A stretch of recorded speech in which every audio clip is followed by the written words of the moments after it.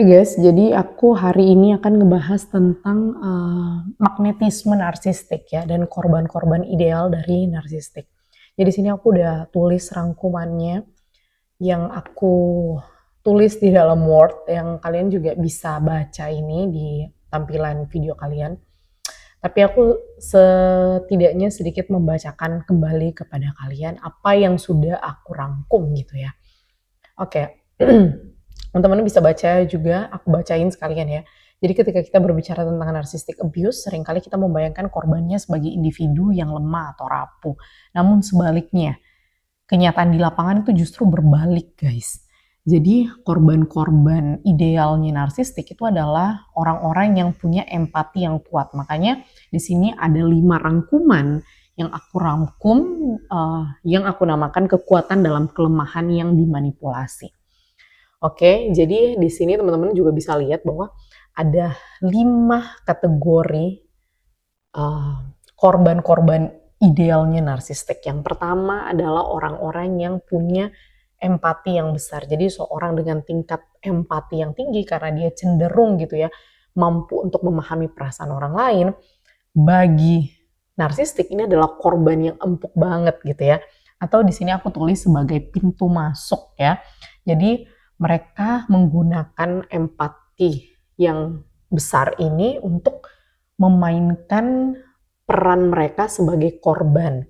Jadi dengan mereka seorang narsistik menceritakan pengalaman sedihnya, kemudian apapun lah yang palsu-palsu itu menarik empati si korban dan si korban akan secara nggak langsung bergerak gitu ya, merasa tergerak untuk menolong, memaafkan dan memperbaiki tanpa menyadari bahwa sebenarnya mereka sedang dimanipulasi atau ditarik ke dalam perangkap. Dari satu kategori ini memang kelihatannya seserem itu guys, punya pasangan narsistik tuh seserem itu karena mereka memang cenderung untuk tidak punya rasa bersalah ya. Jadi korbannya itu supaya masuk ke dalam perangkap. Oke. Kategori yang kedua, orang-orang dengan people pleaser. Jadi orang-orang people pleaser ini kan secara nggak langsung karena selalu mau membahagiakan orang lain, kemudian selalu sulit gitu ya mengatakan tidak. Nah, orang narsistik nih melihat bahwa wah ini nih ladang empuk nih buat saya. Jadi orang-orang people pleaser ini merasa bertanggung jawab gitu atas kebahagiaan orang lain di sekitarnya dia, termasuk si pelaku gitu ya. Jadi narsistik memang memanfaatkan kelemahan ini dengan terus-menerus meminta, menuntut, dan melanggar batasan. Jadi karena targetnya ini atau korbannya ini kesulitan menolak, akhirnya mereka terjebak dalam siklus pengorbanan tanpa batas. Ini seserem itu guys. Kemudian yang ketiga itu ada luka batin dan inner child.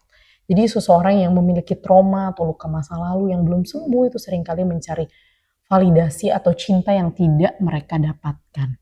Jadi narsistik ini sangat mahir gitu ya, mengendus gitu luka-luka lama yang ada di korbannya. Jadi mereka akan datang dengan janji-janji manis, perhatian, atau yang biasa disebut dengan love booming, dan seolah-olah menjadi penyembuh bagi luka itu.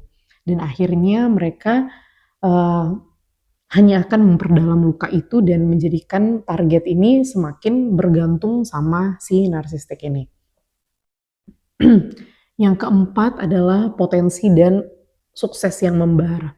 Nah, salah satu ironi terbesarnya adalah narsistik seringkali tertarik pada orang yang sukses, orang yang pintar, atau memiliki pesona yang kuat. Jadi mereka nggak hanya mengagumi kualitas ini, mereka ingin juga memilikinya. Dengan menjadikan orang tersebut sebagai pasangan atau rekannya, mereka merasa ikut memiliki sinar itu dan menggunakan sebagai sumber pasokan egoisme mereka. Dan perlahan mereka akan berusaha menjatuhkan kepercayaan diri korbannya agar mereka bisa mendominasi korbannya itu secara penuh. Serem gak guys? Serem. Yang kelima, ada kepekaan dan intuisi tinggi. Jadi orang yang sensitif dan intuitif itu biasanya kan peka ya terhadap dinamika emosional di sekitarnya. Nah, di tangan seorang narsistik, kepekaannya itu justru membuat mereka lebih mudah terjerat gitu. Jadi mereka bisa merasakan ada yang tidak beres.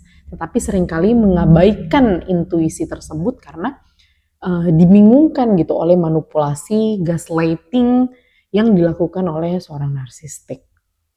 Nah, selanjutnya kita harus tahu siapa yang narsistik hindarin gitu ya. Jadi narsistik ini memang cenderung gitu menjauhi orang-orang yang tidak bisa mereka kendalikan atau manfaatkan. Individu yang gak mudah terpengaruh itu memang adalah musuh besarnya mereka.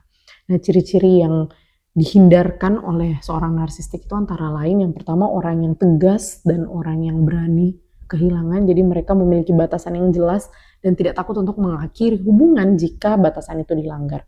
Yang kedua, orang-orang yang mandiri secara emosional, jadi mereka tidak membutuhkan validasi dari orang lain untuk merasa berbangga. Sehingga trik manipulatifnya narsistik ini tidak akan mempan. Yang ketiga adalah percaya diri. Jadi mereka tahu, jadi orang-orang yang tahu gitu ya tentang diri mereka sendiri dan tidak akan membiarkan orang lain meruntuhkan kepercayaan diri tersebut. Ketiga kategori ini adalah orang-orang yang sangat dihindari oleh seorang narsistik. So guys, mungkin guys ada teman-teman yang ada di keadaan seperti ini, mungkin ya sulit untuk menghindari seorang narsistik benar, tapi setidaknya kita apabila kalian atau teman-teman punya pasangan yang seperti ini, yang penting kalian sadar bahwa kalian ada di lingkungan itu dan berusaha untuk tidak terpengaruh gitu dengan manipulatif-manipulatif yang dia lakukan gitu.